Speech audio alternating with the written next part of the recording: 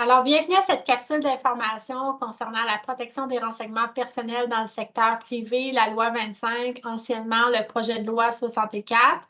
Mon nom, Marie-Claude Rioux, je suis avocate, conseillère en ressources humaines agréée CRHA, également médiatrice civile et commerciale. Donc, dans cette capsule d'information, nous allons voir ensemble une brève introduction.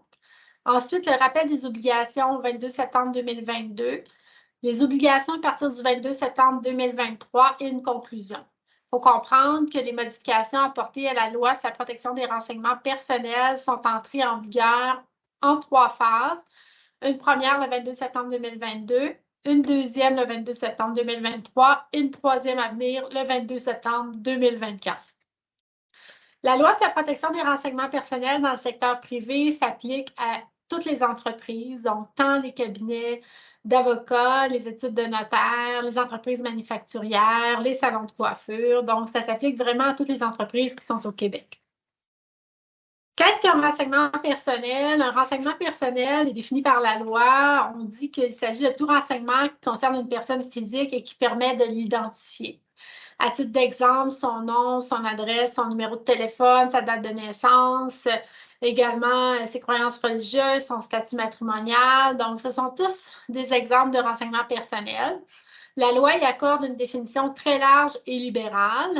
Un renseignement personnel est évidemment un renseignement confidentiel.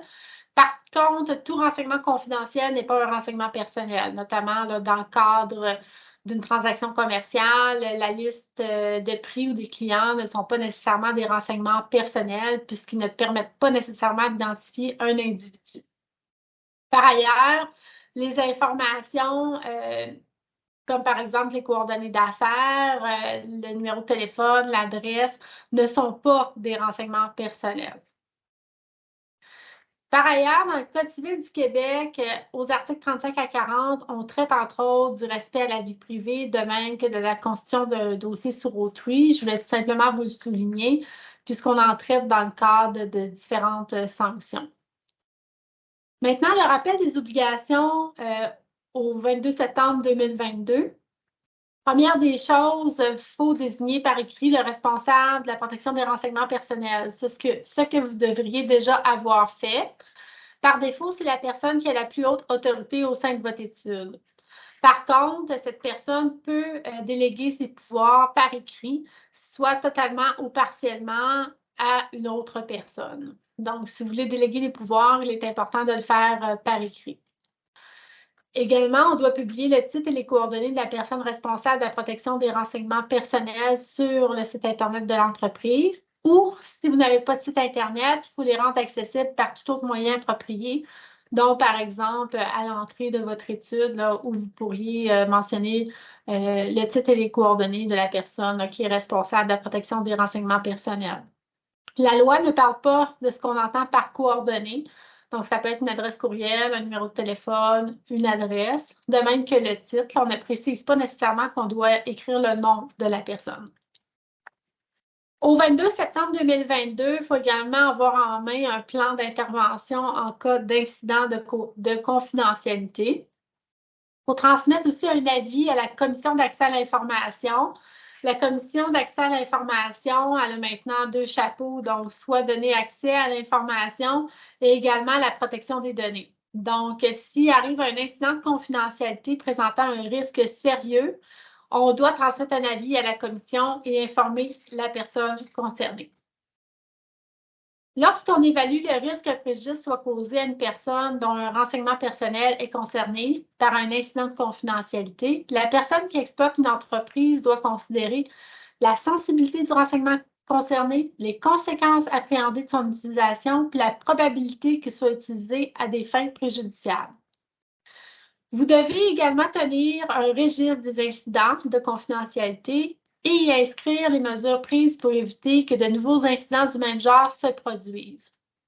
Il est important d'informer les membres de votre personnel qu'il y a un registre qui existe, qui est normalement tenu par le responsable de la protection des renseignements personnels. Comme ça, s'il arrive un incident de confidentialité, les gens, les employés peuvent aller voir le responsable de la protection des renseignements personnels pour que le registre soit rempli. C'est important qu'il soit rempli puisque la commission peut demander d'avoir accès au registre au besoin. Mais qu'est-ce qu'un incident de confidentialité? Un incident de confidentialité, c'est l'accès, l'utilisation, la communication non autorisée de renseignements personnels, de même que la perte de renseignements personnels ou toute autre atteinte à la protection des renseignements personnels. Il faut également respecter le nouvel encadrement de la communication des renseignements personnels sans le consentement de la personne concernée.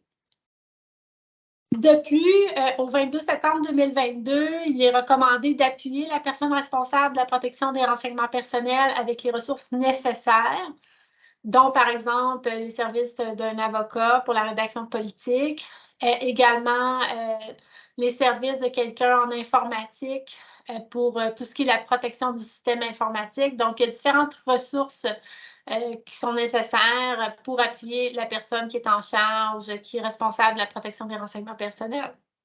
Si vous prévoyez aussi d'utiliser une technologie biométrique, qui peut être par exemple la reconnaissance faciale, informez-vous bien au préalable de vos obligations en la matière. Il faut mettre en place des mesures pour prévenir ou limiter les conséquences qu'un incident de confidentialité se produise, impliquant un renseignement personnel. Il faut faire l'inventaire des renseignements personnels détenus par votre étude et évaluer leur sensibilité. Donc, c'est certain que déjà aujourd'hui, vous devriez avoir fait depuis un certain temps l'inventaire des renseignements personnels que vous détenez. C'est la base pour savoir ce que vous devez faire en termes de protection des renseignements personnels. Maintenant, il y a également des obligations le 22 septembre 2023. Donc, on a vu ce qu'il y en est pour septembre 2022. Pour septembre 2022, c'est assez simple. Ce qu'on peut retenir, c'est un registre d'instants de confidentialité, nommer votre responsable de la protection des renseignements personnels, publier le titre et les coordonnées de votre responsable de la protection des renseignements personnels. Donc, en gros, ce sont les obligations, puis il faut également appuyer notre responsable de la protection des renseignements personnels. À partir du 22 septembre 2023, il y a certaines obligations de septembre 2022 qui sont encore plus précisées. Donc, voici ce qu'on va regarder ensemble. Donc, c'est un résumé. C'est sûr que ça paraît lourd. On a 10 points, pardon.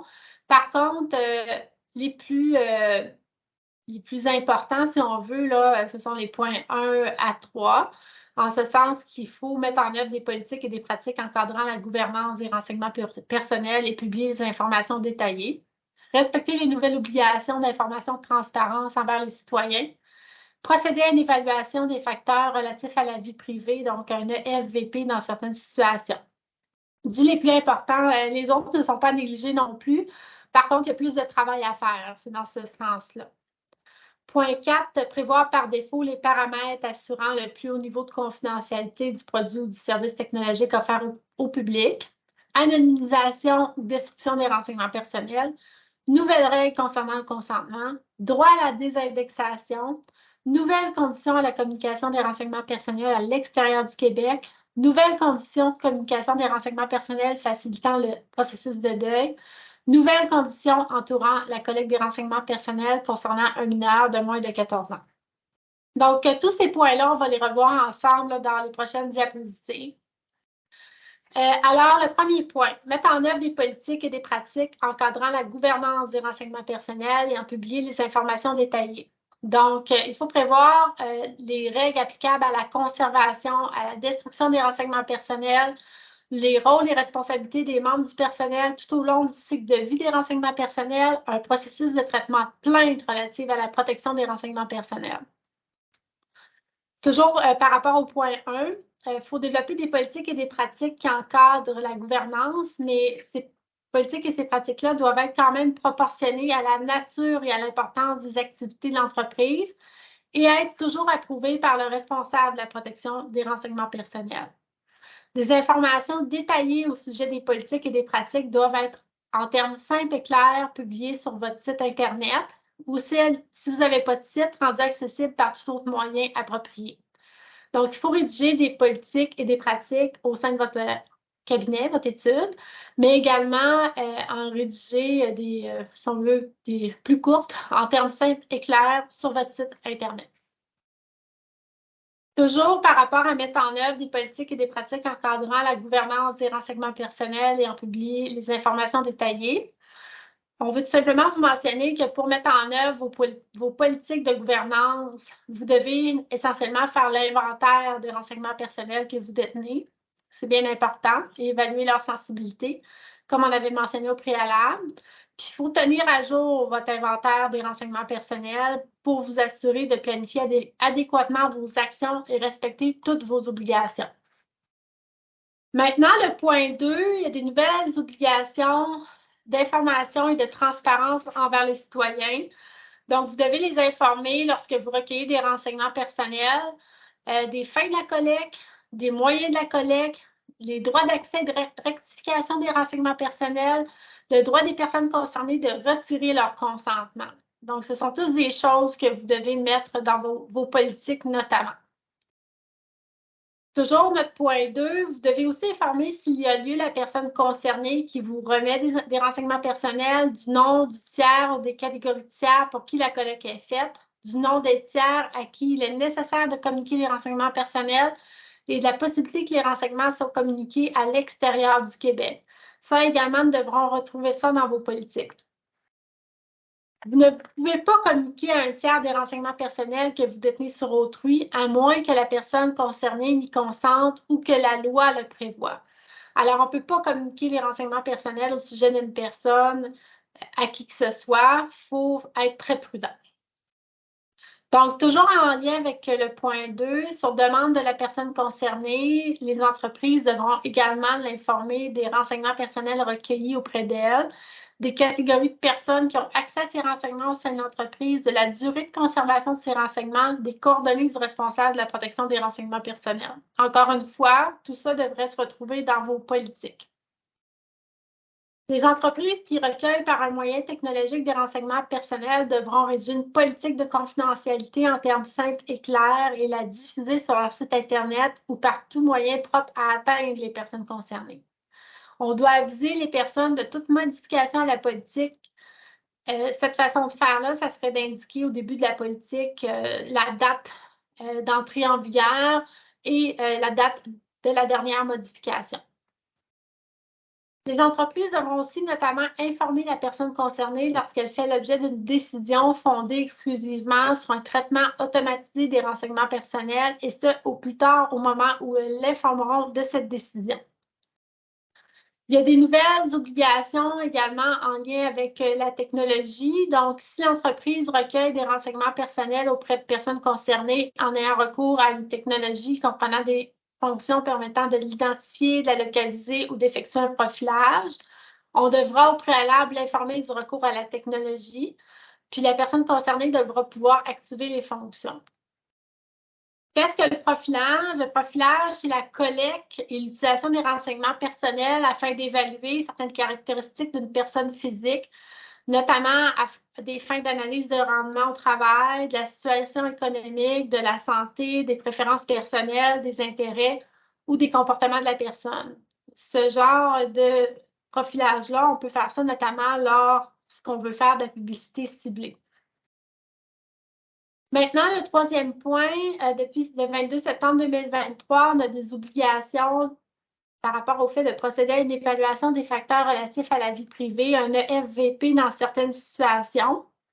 Un EFVP, c'est un outil d'analyse pratique et préventif pour déterminer si un projet est susceptible d'entraîner des répercussions sur les renseignements personnels concernés afin de mieux respecter la vie privée. Vérifier si le projet est conforme aux lois sur la protection des renseignements personnels et au respect des principes qui l'appuient. Procéder à des ajustements pour en diminuer les risques. Servir de document de référence si le projet évolue ou lors d'une vérification d'inspection de la part des autorités. Puis agir en toute transparence pour la gestion des renseignements personnels. Quand on effectue un EFVP, il y a principalement trois moments. Donc, lors de la demande de communication de renseignements personnels sans le consentement de la personne concernée pour des fins d'études, de recherche ou de production statistique, ou encore au début d'un projet d'acquisition, de développement et de réforme d'un système informatique ou de prestation électronique de services impliquant la collecte, l'utilisation, la communication, la conservation ou la destruction de renseignements personnels. et également avant de communiquer un renseignement personnel à l'extérieur du Québec. Dans tous les cas, l'évaluation des facteurs relatifs à la vie privée devrait être proportionnée à la sensibilité des renseignements concernés, à la finalité de leur utilisation, à leur quantité et à leur répartition et à leur support. Il y a un guide sur le site de la Commission d'accès à l'information qui peut vous aider à effectuer un EFVP, une évaluation des facteurs relatifs à la vie privée. Donc, on vous invite à aller consulter ce guide. Qui qu'on implique lorsqu'on effectue un EFVP? On implique la personne responsable du projet, la personne responsable de la protection des renseignements personnels, l'autorité compétente de l'entreprise, la personne des affaires juridiques, autres collègues, clients, partenaires selon le besoin. Donc, on essaie d'impliquer tous les gens là, qui peuvent avoir un rôle à jouer, notamment là, dans le projet, si c'est un projet, par exemple, de réforme du système informatique ou ça implique des renseignements personnels.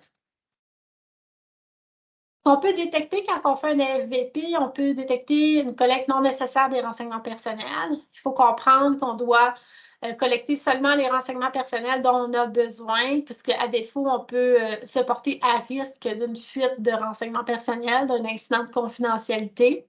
On peut également détecter une sécurisation inappropriée des renseignements personnels, une communication à des tiers non autorisés par la loi, une information insuffisante fournie aux personnes concernées, une utilisation secondaire des renseignements non autorisés. On peut également détecter autre chose, mais ça nous permet de voir ce qu'on fait de nos renseignements personnels et si on les gère adéquatement. Ce que doit inclure une évaluation, on doit en faire un document. Donc, il doit avoir l'information générale, une description du projet, si c'est un projet, par exemple, une liste des personnes impliquées, la détermination et la classification des secteurs pour le projet, le classement des risques identifiés, les stratégies, les mécanismes et les mesures de sécurité déployées pour éliminer ou réduire les risques, et les personnes responsables de mettre en œuvre les stratégies, les mécanismes et les mesures. Donc, notamment, un EFVP doit contenir ces informations. Donc, en lien encore avec les FVP, on a mentionné des obligations et des principes à respecter. Donc, déterminer les fins de la collecte, limiter la collecte des renseignements personnels, informer la personne concernée, mettre en place des mesures de sécurité appropriées, limiter l'accès aux renseignements personnels, limiter l'utilisation des renseignements personnels, obtenir le consentement, communiquer des renseignements personnels, requérir le consentement des personnes concernées, assurer la qualité des renseignements personnels, permettre l'exercice des droits d'accès de rectification et répondre avec diligence. Maintenant, en lien encore une fois avec le FVP, on va faire la gestion des risques. Donc, on va se demander quelles sont les situations, les événements qui peuvent raisonnablement survenir pour chacun des renseignements personnels, à chacun des points d'interaction tout au long du cycle de vie des renseignements. On va également se demander quelles sont les situations, les événements qui pourraient engendrer une perte ou un préjudice pour les personnes concernées du point de vue du respect de leur vie privée. On va décrire et évaluer les impacts potentiels, comme par exemple un vol d'identité de fraude. On va également identifier les causes de ces risques, des erreurs de manipulation de renseignements notamment. On va aussi évaluer les impacts des risques identifiés. Donc, se doter d'une méthode pour qualifier les risques, évaluer l'impact de chacun des risques identifiés, estimer la probabilité que les risques se réalisent, considérer les stratégies et moyens de contrôle existants, déterminer le seuil acceptable de tolérance pour chaque risque. Le responsable de la protection des renseignements personnels peut, si on est dans le cadre d'un projet, suggérer des mesures de protection des renseignements personnels applicables au projet. Il pourra nommer des personnes en charge à la mise en œuvre des mesures de protection des renseignements personnels. Il pourra également tenir des activités de formation sur la protection des renseignements personnels pour les participants au projet, pour que ces personnes-là soient au courant de la protection des renseignements personnels.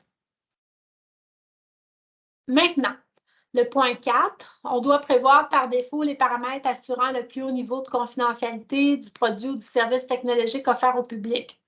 Donc, on doit s'assurer par défaut que les paramètres de confidentialité ou du service technologique offert au public assurent le plus haut niveau de confidentialité sans aucune intervention de la personne concernée. Alors, à ce sujet-là, on vous invite à communiquer avec le responsable de votre système informatique pour s'assurer que vous répondez à cette obligation. Et la disposition de la loi ne s'appliquera pas aux paramètres de confidentialité d'un témoin de connexion, un cookie. Il y a également le cinquième point, l'anonymisation ou destruction des renseignements personnels. Les entreprises doivent détruire les renseignements personnels lorsque les fins auxquelles ils ont été recueillis ou utilisés sont accomplies, sous réserve d'un délai de conservation prévu par la loi.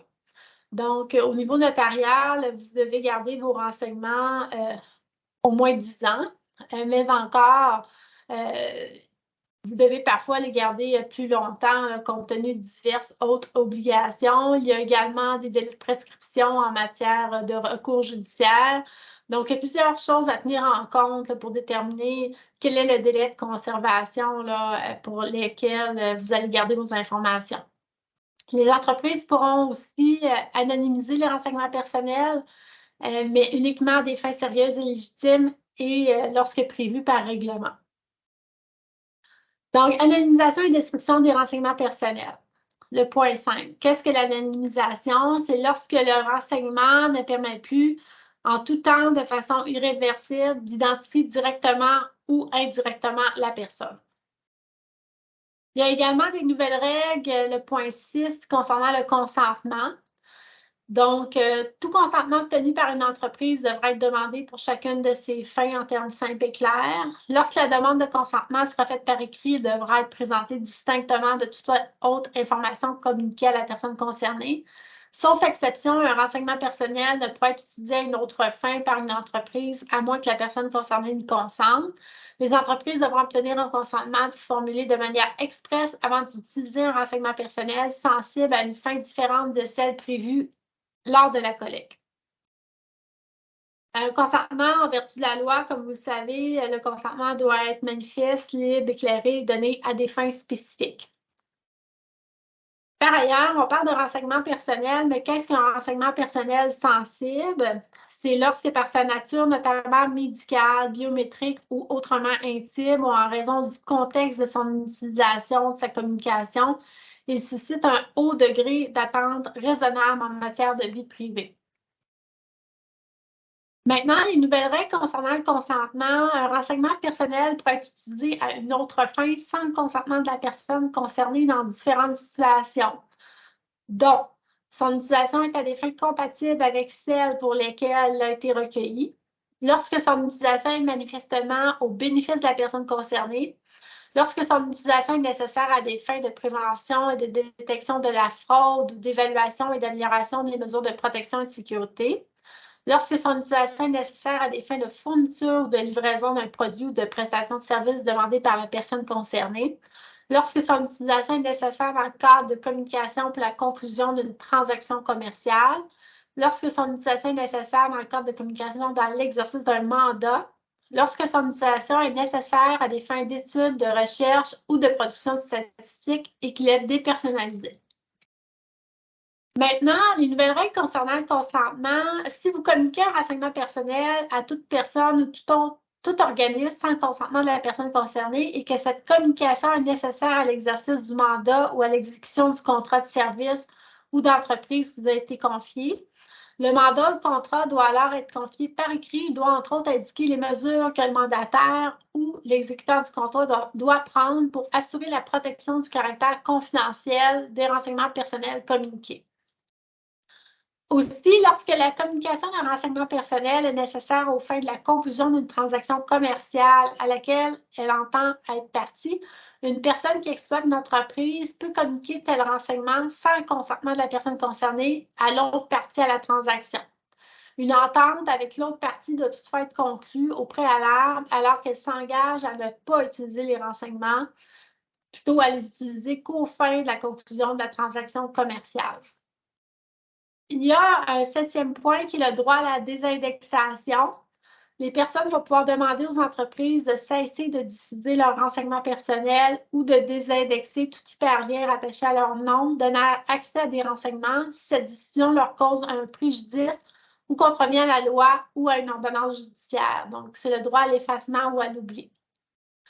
Un 8e point, il y a des nouvelles conditions à la communication des renseignements personnels à l'extérieur du Québec. Comme mentionné plus tôt, avant de communiquer un renseignement à l'extérieur du Québec, L'entreprise devra procéder à une évaluation des facteurs relatifs à la vie privée, un EFVP, en tenant compte notamment de la sensibilité du renseignement, de la finalité de son utilisation, des mesures de protection, du régime juridique applicable dans l'État où ce renseignement sera communiqué, comme par exemple si on parle des États-Unis, dont au niveau de protection des renseignements personnels.